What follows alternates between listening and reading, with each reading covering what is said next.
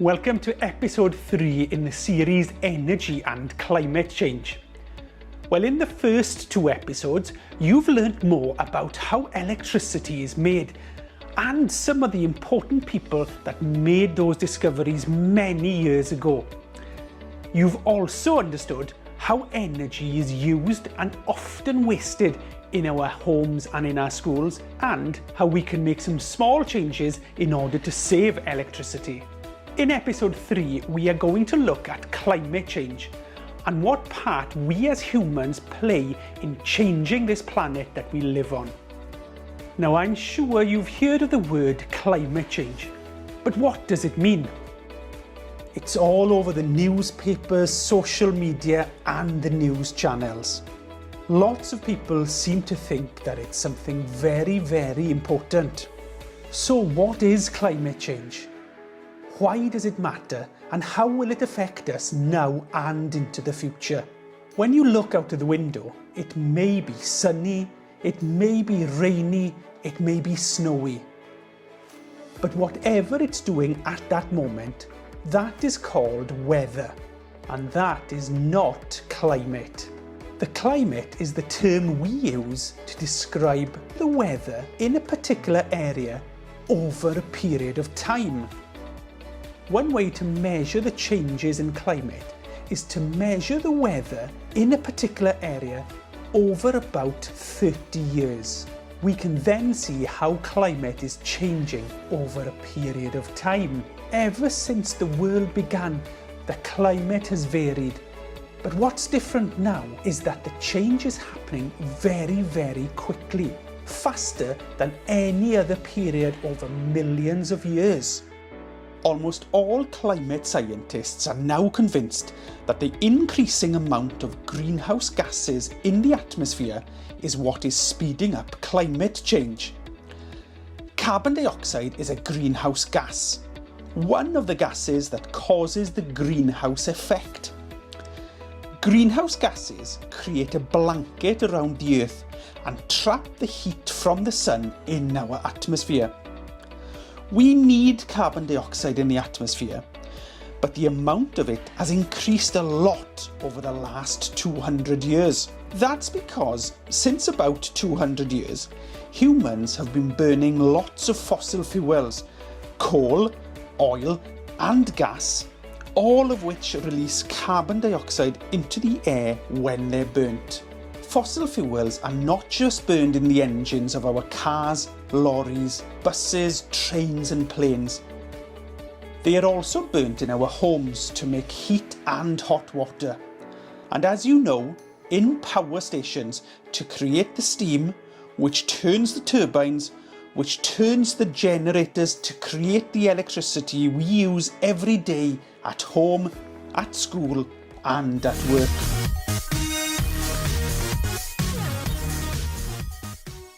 In question number 1, we are going to look at which part of our lives emit the most greenhouse gases. In other words, which part of our lives creates the most pollution that is creating climate change and warming our planet.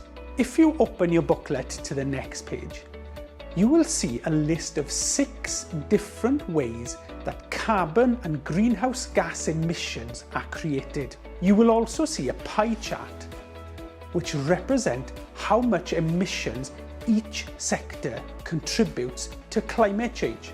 This list includes agriculture, and this means our farms and the way we grow our food, all of which contribute to creating greenhouse gases. Next, we have our homes. Our homes create carbon emissions, especially through heating those buildings, and as you know, we waste a lot of energy in our homes. Next, we have transport, and emissions are created here, of course, through our engines. As they burn petrol and diesel, they contribute to the carbon emissions that collect in our atmosphere. These include our cars, our lorries, our buses, our planes and our trains. Next, we have the waste sector, and this means how much carbon emissions are created by the way we treat our waste. Next, we have the business sector. This means how much emissions are created from our office blocks, our factories, and even our schools. And finally, we have energy supply. And this is counting how much emissions are created from our power stations that burn coal, gas, and oil to create the electricity we use every day. So what I'd like you to do is connect each sector with the amount of emissions you think it creates in the atmosphere. So for example, if we look at our homes, if you think that may be the largest contributor to greenhouse gases, draw a line from our homes to the largest percentage, which is 27%.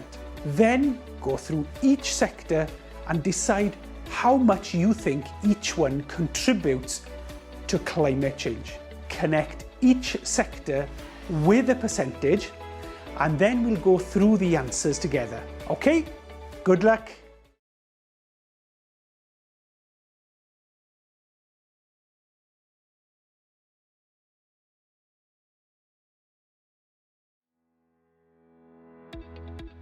Okay, it's time for the answers. Well, this was another difficult quiz for you, but I'm sure you've done well.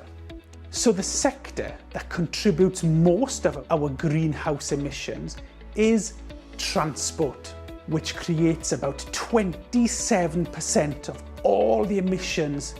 These come, of course, from our cars and our lorries and buses and trains and planes.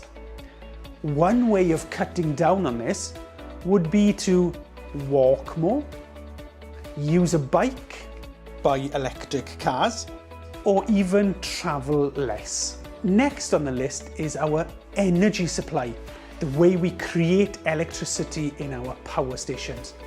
This creates 24% of the emissions.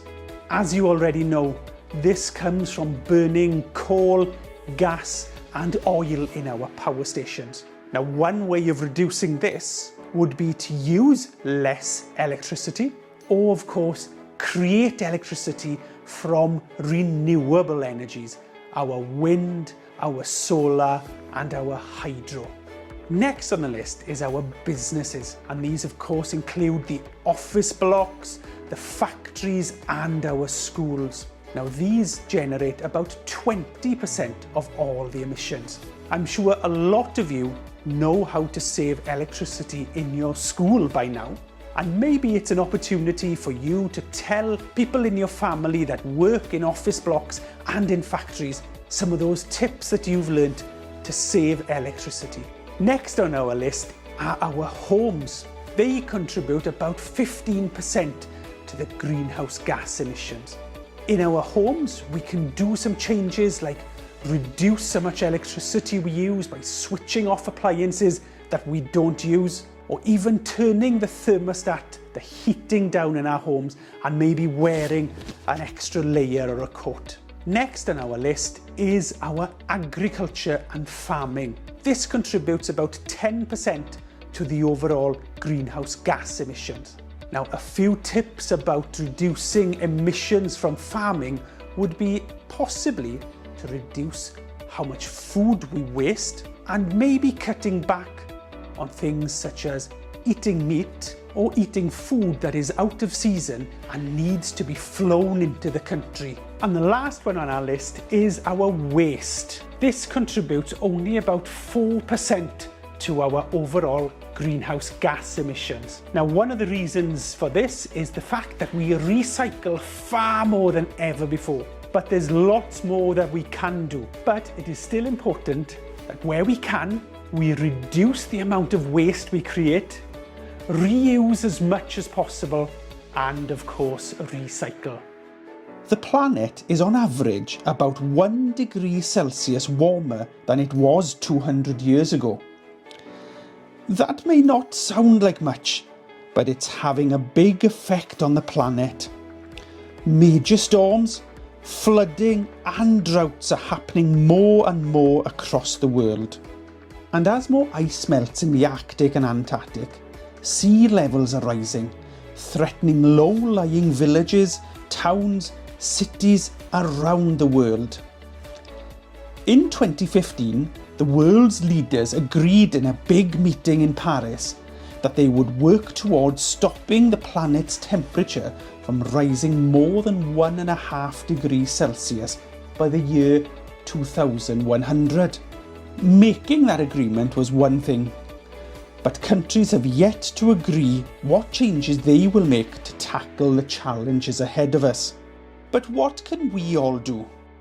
As you know, there are small changes we can do in our homes and schools. But what about thinking of ways to spread the word wider? What about challenging your community to make positive change? Write to your local newspaper or use social media to make more people aware. Many councils have committed to reducing their carbon dioxide to zero by 2030. So why not work with them to think about how best to do this? No one can tackle climate change by themselves, but if we work together, we can do this. In this quiz, we are going to test how much you now understand about energy and climate change. We are also going to challenge you to think differently about how you and your class can fight climate change in your school and in your community. Question 1 is about understanding why the planet is warming. Can you tell me which gas contributes most to warming the planet? Is it oxygen or is it carbon dioxide?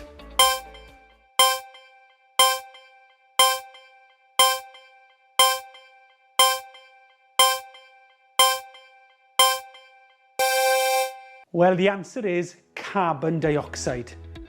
This is known as a greenhouse gas, which travels up high into the atmosphere, creating a blanket around the planet which traps the sun's heat. Although carbon dioxide is a natural gas, it's what we breathe out by burning fossil fuels such as oil, coal and gas. Creates far more carbon dioxide than we need, and that stays in the atmosphere, warming our planet. Question 2.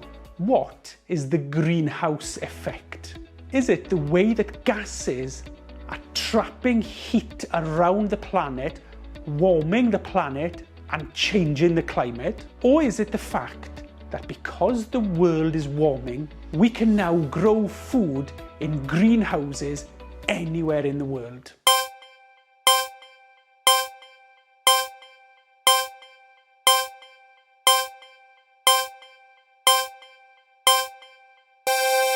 The answer is A.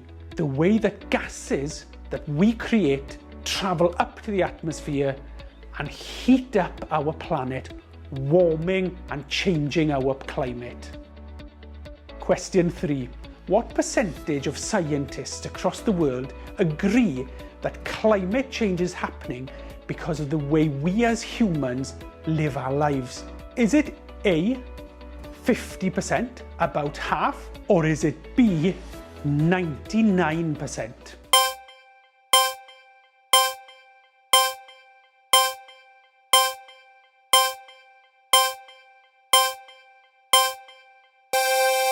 Well, the answer is B, 99%. Almost all climate scientists across the world agree that the way we live our lives as humans is speeding up the rate of change in our climate. Question 4. Which country in the world creates the most greenhouse gas emissions? Is it A, the USA, or is it B, China?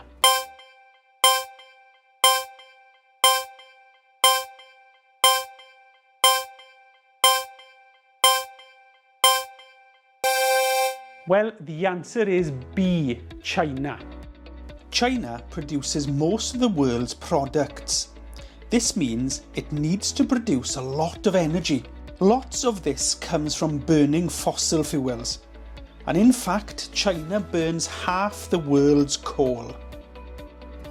Question 5. Now, because our climate is changing and the planet is getting warmer, for us in the United Kingdom, could this mean A, less rain, or B, more rain?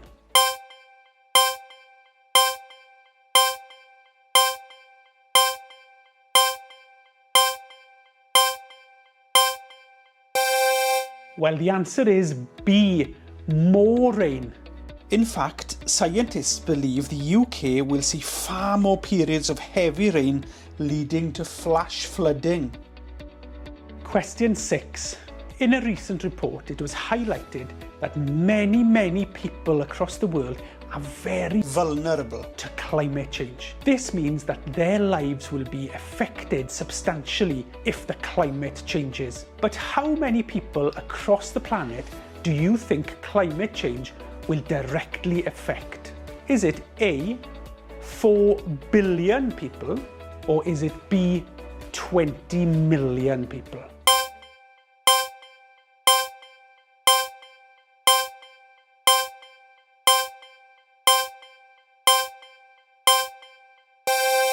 Well, the answer is 4 billion people.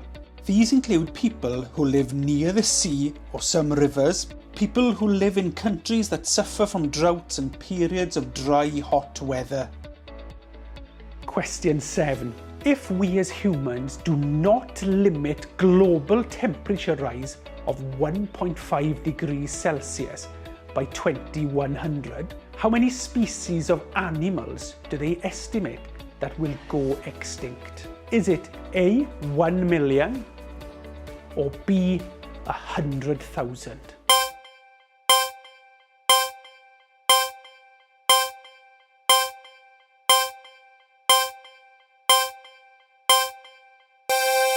Well, the answer is A, 1 million species. Many animals are likely to be affected as their natural habitat is lost and as they struggle to find food and water. Question 8. If everybody on the planet lived like you or I, how many planets would we actually need to supply everyone with enough energy, food, water and materials? Would we need A, 2 planets, or B, 3 planets?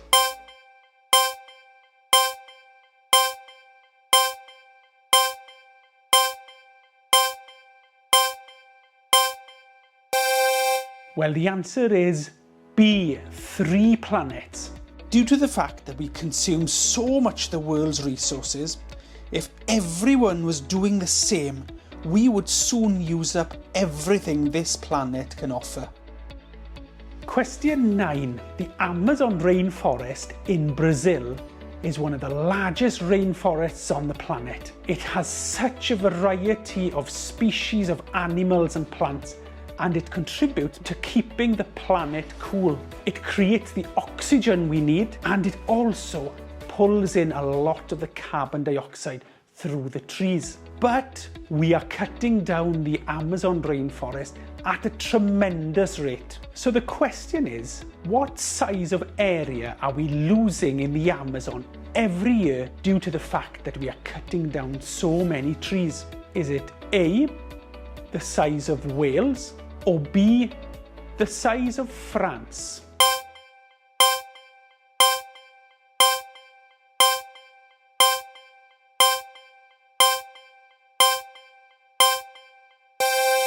Well, the answer is A, the size of Wales. Wales is about 2 million hectares, which is about 2 million rugby fields, and that is being lost in the Amazon every year.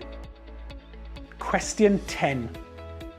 Our oceans and seas play such an important part in keeping this planet safe. It supplies us with a lot of food, and it also helps absorb a lot of the carbon dioxide in the atmosphere, which is stored in the seas. Algae that float on the ocean also contribute to creating oxygen and clean air for us. However, as you know, we are polluting the seas like never before. And one of the main things we throw in the seas are plastics. They are to be found in every ocean and sea across the world. By 2050, if we continue to throw our waste in the sea and keep fishing at a massive scale, which of these will weigh the most? Is it A, the weight of all the fish in the sea, or B, the weight of all the plastics in the sea?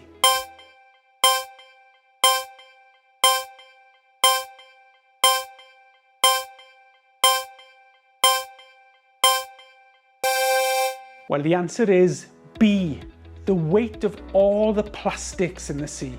So this means we need to treat our oceans with far more respect. Well, that brings us to the end of episode 3. I hope you've enjoyed as much as me. In the next episode, we will be looking at renewable energy, where you will have an opportunity to build your own wind turbines and solar panels. You will get an opportunity to become your own renewable energy engineers. You will be using a pack of resources that will help you assess your school grounds for the suitability of wind and solar. So until next time, diolch yn fawr iawn. I'll see you soon.